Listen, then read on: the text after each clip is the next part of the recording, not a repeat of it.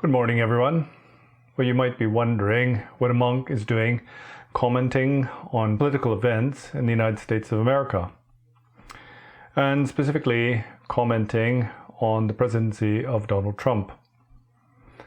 Now, the reason for this isn't really to influence political opinion in North America. Really, it's because what Donald Trump represents is something that we all possess.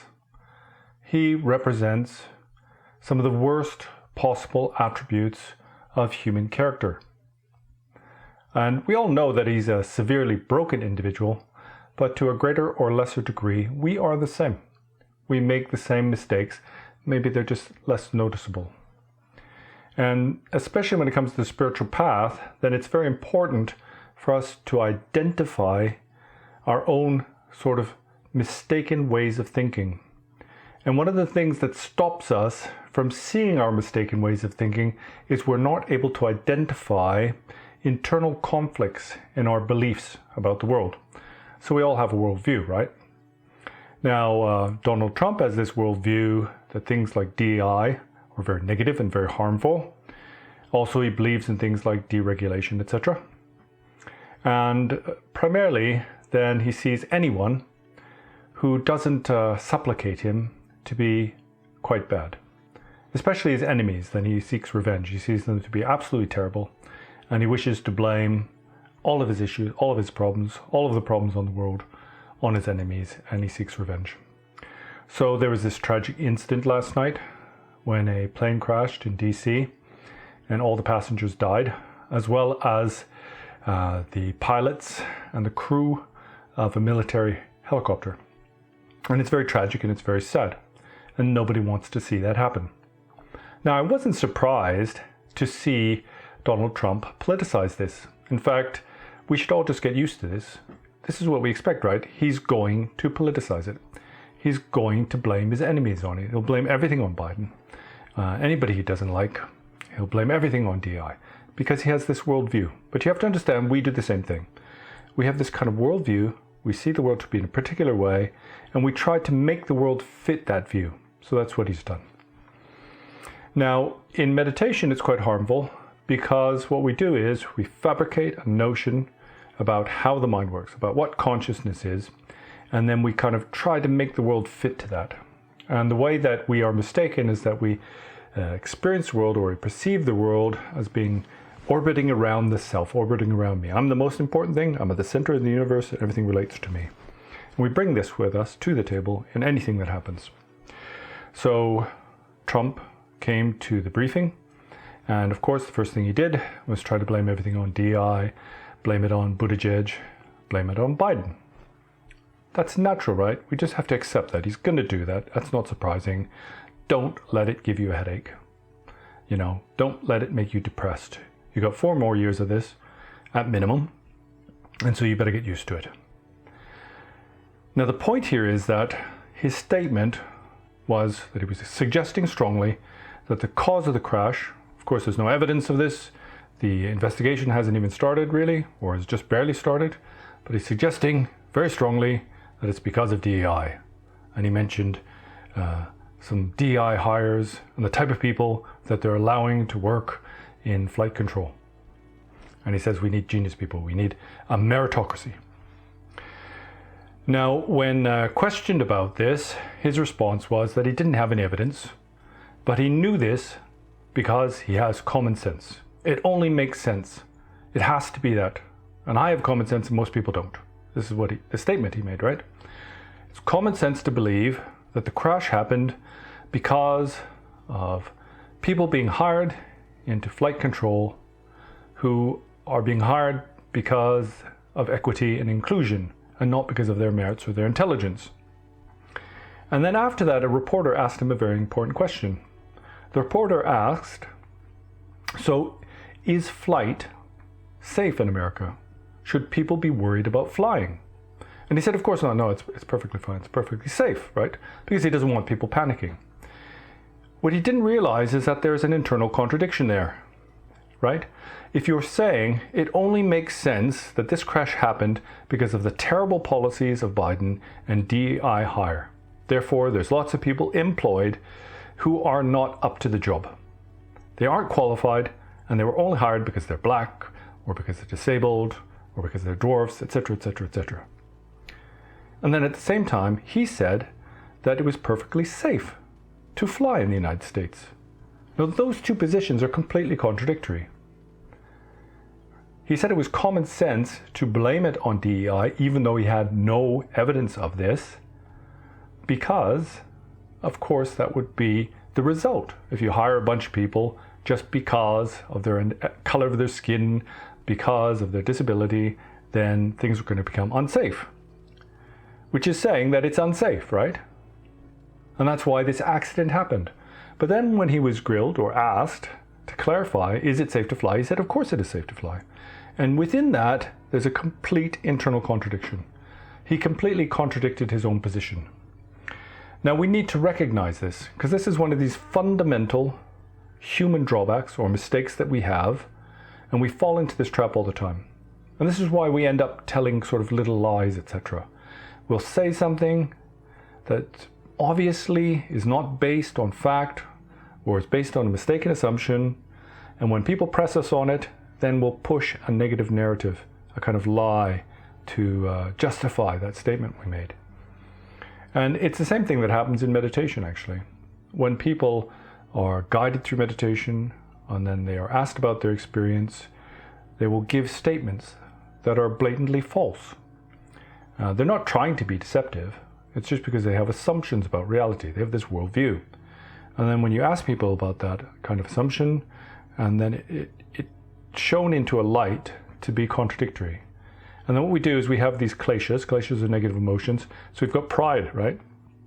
And we don't want to be seen to be making a mistake.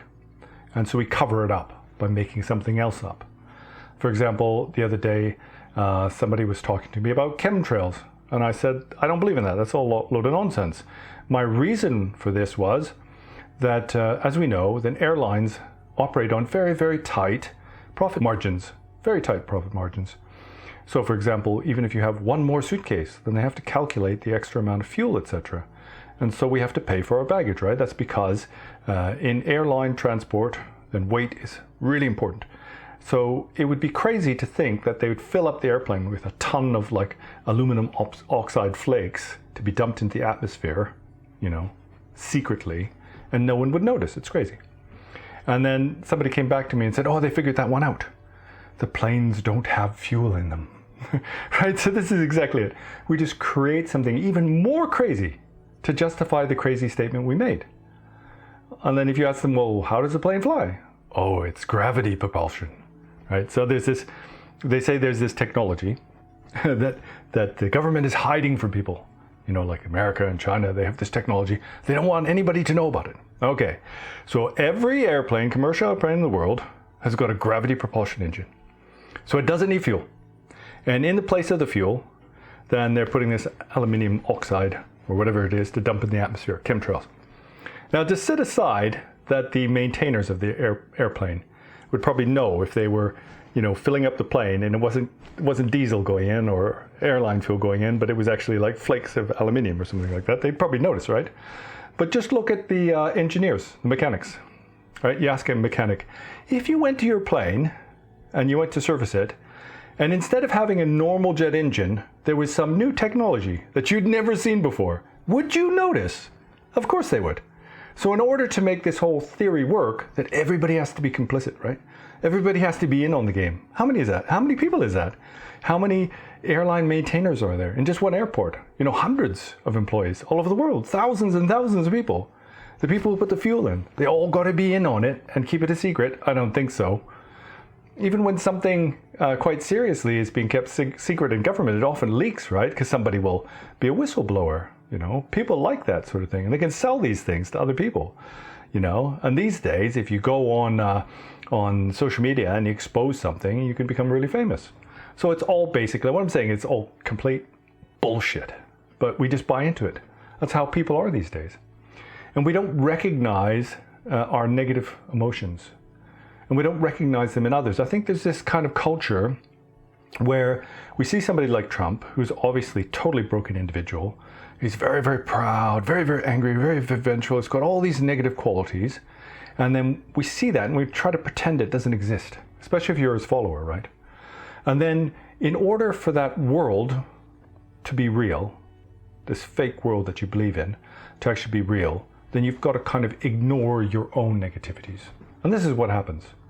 So during this press conference, then the Secretary of Transport, the new Secretary of Defense, and the Vice President, what do? They come up and the first thing they do is say, yes, Trump is so wonderful. The President is he's so key and fundamental to everything. They've got to sort of pledge their allegiance, express their fealty to the king publicly. That's the first thing they have to do. Forget about the people who died in the air crash, right? The first thing is, the President's been so good. He's the hinge pin for everything in the world. They have to do that, otherwise they're going to get fired.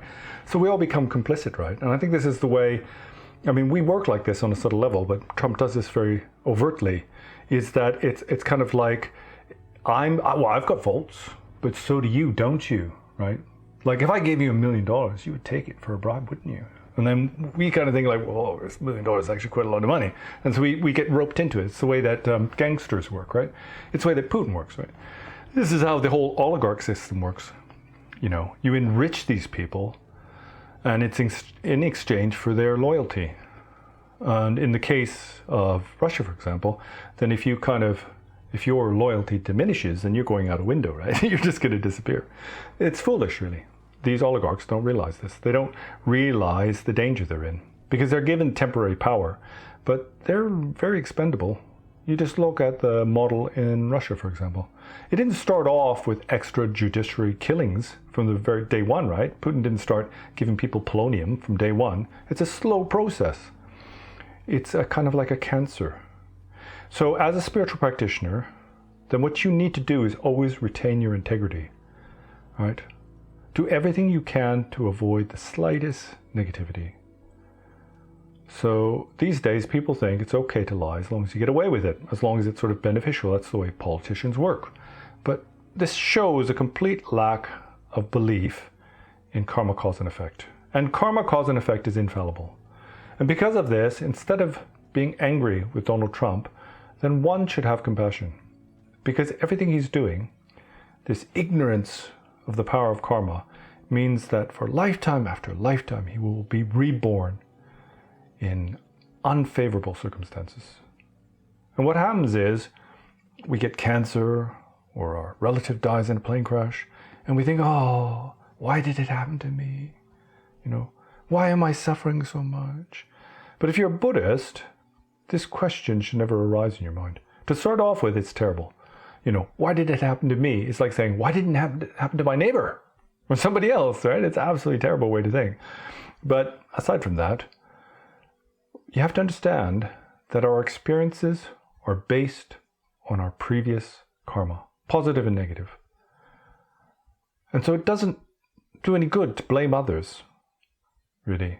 What's important is how we act. And if everybody act virtuously in the present moment, for example, if we didn't give in to the bully, if we didn't become complicit in the conspiracy to protect our own position, our own job, or to gain kind of power and influence in the world, then the world would be a much better place if each individual took that responsibility. So that's what I'm asking of you.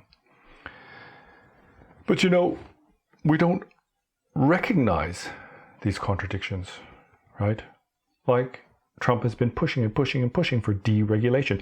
Now that this plane crash has happened, this terrible tragedy that has affected so many lives has happened, should we really be pushing for more deregulation? Like getting rid of watchdogs, etc.? There's a reason why these things are there, that they are in place. As a meditator, then you have to be your own watchdog. Your watchdog is mindfulness.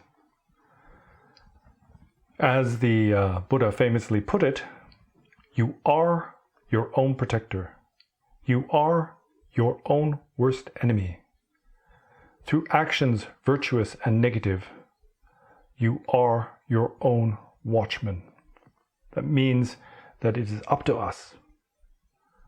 And so through mindfulness, apply yourself to virtue. Avoid all negativity. And also fundamentally, thoroughly control your mind. And then when you see those people out there who are just reactive, who, whenever they're attacked, immediately want to go on the offense, those who defend the ego and can never be wrong, who will lie, cheat, steal, do anything to better their own position. When you see that, it should be a reminder to you that may I never be like this. Because if I fall sway under my negativities, it will not only cause my own future suffering, but a great deal of suffering for others. Well, I was trying to upload a premiere for today, but everything went wrong because there was some technical issue with the sound. So in its place, then I thought I would do this short off-the-cuff response and reaction to Donald Trump's comments on the DC plane crash. So until next time, and see you later.